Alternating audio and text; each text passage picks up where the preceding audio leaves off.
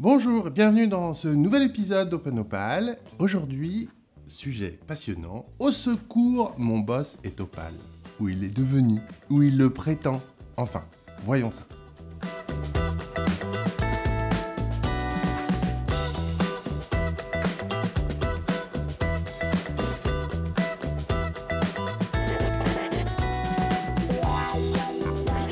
Alors déjà, qu'est-ce qui peut vous faire penser ou reconnaître que votre boss est devenu Opal ou s'opalise? La première chose, souvent, c'est qu'il n'en parle pas. Ou il le dit pas. Il le dit pas comme ça. Vous connaissez ce principe de ce qu'on appelle la vertu ostentatoire, le virtue signaling. Il se trouve que pour des raisons de mode, sans doute, l'opale est un peu perçu comme une vertu. Et du coup, les gens qui se la racontent un peu en disant qu'ils sont opales sont pas forcément les plus opales. Ils ont peut-être une approche un peu, je dirais, orange de cette posture, de cette attitude. Ensuite, vous allez remarquer, par contre, ça se voit bien, il a l'air de faire sa crise d'adolescent. Donc il régresse un peu, vous voyez, genre, on dirait votre ado, il balance des selfies, il fait des smileys un peu à tous les coins de rue, il chatte plus qu'il n'envoie de mails, etc. Voilà, tous ces petits symptômes-là qui sont en fait de l'intégration des flux d'émotions et de confiance dans un langage qu'on a l'habitude de voir plus formel et factuel en entreprise, sont des symptômes qui peuvent vous mettre la puce à l'oreille. Ensuite, vous allez trouver qu'il est un peu détaché ou distancié des opérations. Vous allez le voir, par exemple, peut-être avoir plus de considération et d'attachement avec les personnes et avec l'équipe du projet qu'avec le projet. Au lieu de vous demander comment va le projet Apollo, il va vous demander comment vous allez vous. Et la plupart du temps, incidemment, l'environnement, le contexte va faire que si le projet va mal, vous allez avoir des soucis, vous allez mal. Si le projet va bien, vous allez bien.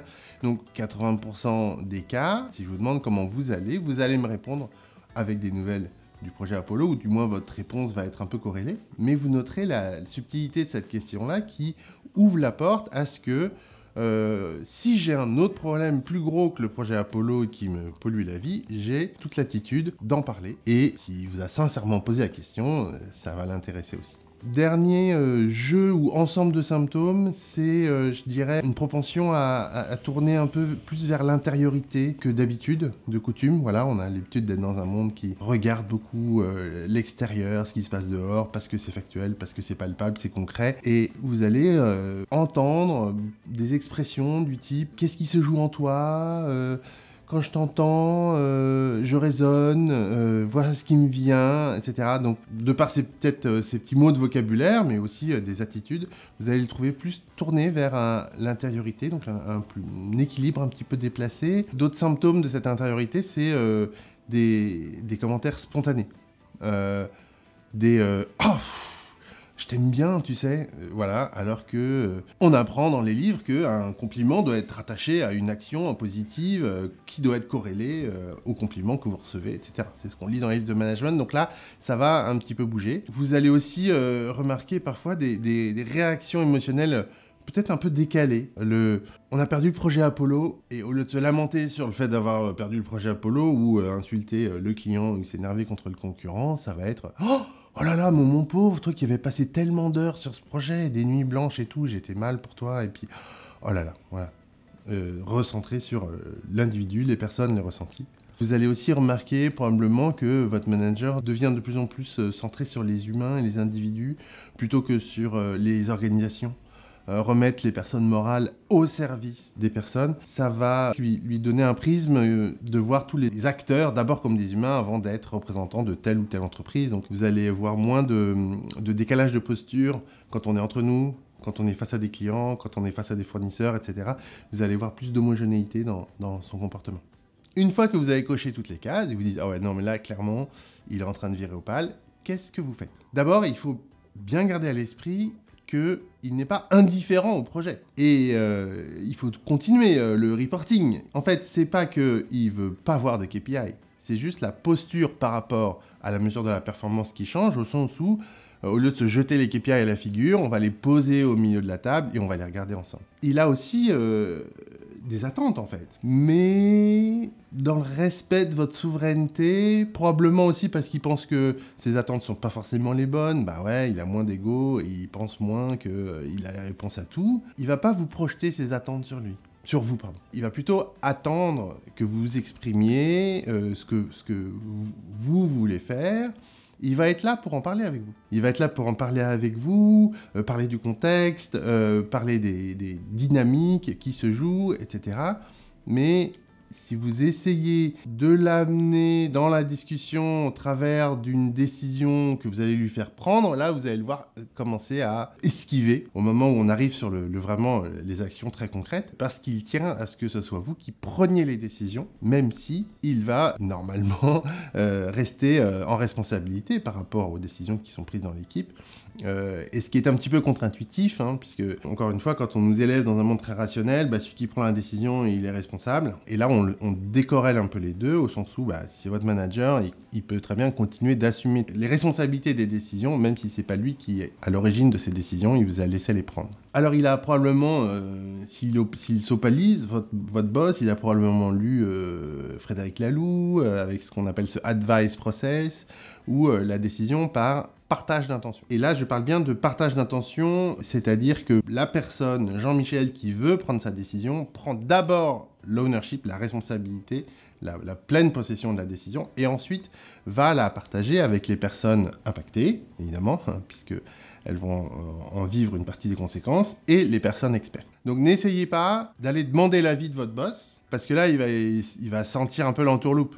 Je te demande ton avis, puis après je vais dire à tout le monde, le boss il pense ça, du coup je l'ai fait, et en fait il vous a rebalancé la paternité de la décision. Et ça, c'est tricher. Soit il l'a voulu, et en fait du coup il vous manipule, et on n'est pas vraiment dans l'opale, vous n'avez pas été souverain sur votre décision, soit il ne le veut pas en fait, et donc il va être mal à l'aise, inconfortable avec la tournure des choses. Donc plutôt que de lui demander son avis, et ensuite appliquer son avis comme si c'était un ordre, vous venez à honneur de la décision, vous la partagez, et là, par contre, la partie un peu subtile et délicate du partage d'intention, c'est avec qui je partage, avec quelle intensité je partage. Est-ce que j'en parle pendant 2 jours, 1 semaine? Est-ce que je convoque des gens pour avoir vraiment leur attention?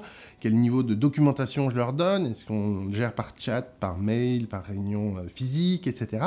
Et ça, ce processus où on fait cuire un peu à petit feu, ou alors on fait sauter à la poêle notre partage d'intention, c'est un sujet sur lequel il va être très content d'échanger avec vous. D'accord? Donc vous allez passer du temps à discuter plus de comment on crée de l'adhésion et on mitonne la décision en étant clair sur ce fait que la décision reste vôtre. Mon point précédent.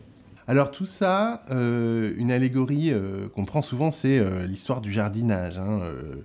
Les principes opales, c'est une analogie au vivant. Et donc, imaginez que votre boss, vous le voyez effectivement tourner dans les bureaux à parler aux gens, s'inquiéter d'eux, essayer de nourrir chacun avec de l'eau, des nutriments, du soleil, etc. Mais sans jamais essayer de tirer sur la plante pour la faire pousser. Et je vous vois venir, si jardine, c'est que vous êtes la patate. Oui, c'est le principe. Mais qu'il ne faut pas perdre de vue, c'est que son attente à lui, c'est d'être aussi votre patate.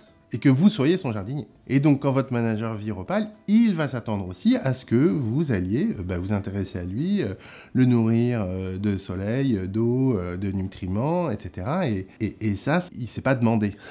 Hein, c'est comme les cadeaux, on préfère des cadeaux qu'on n'a pas demandé et qui tombent pile dans ce dont on rêvait, plutôt évidemment de faire une liste au Père Noël détaillée à la virgule près, et ensuite avoir exactement ce qu'on avait demandé, et puis s'il manque un tout petit truc en plus, on va être déçu, etc. Enfin, vous connaissez le principe. Et donc, votre boss opale, lui, il demande qu'à être jardinier, faut le savoir. Voilà, avant de vous laisser, un petit avertissement quand même le boss le plus opalisant que vous pouvez imaginer, on dit jamais que quelqu'un est opale, on parle de culminer en opale, c'est-à-dire que ces comportements souvent vont correspondre à ce que l'on décrit dans la théorie la théorie sous-jacente des couleurs d'organisation, des stades de maturité d'organisation, correspondent à ce stade opale. Mais en fait, cette théorie, justement, elle est ce qu'on dit intégrative. C'est-à-dire que les autres stades précédents, le vert paternaliste, le orange mécaniste et même le rouge, la loi du plus fort, etc.,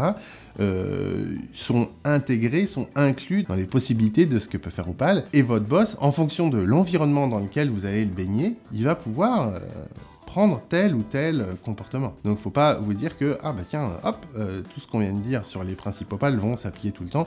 Tout va se jouer sur l'environnement dans lequel vous baignez et l'environnement dans lequel vous faites tremper votre boss. C'est tout pour aujourd'hui, merci pour votre attention, j'espère que ça vous a plu, j'ai peut-être pas été très clair sur certains points. Eh ben, faisons-en une opportunité, profitez-en pour me contacter ou contacter la tribu OpenOpal parce que ce sont des sujets dont on adore tous discuter. Et puis surtout, restez avec nous en vous abonnant, la petite cloche, le petit pouce aussi, bien sûr. On compte sur vous pour propager la bonne parole, nous soutenir et puis diffuser le mouvement. Merci beaucoup!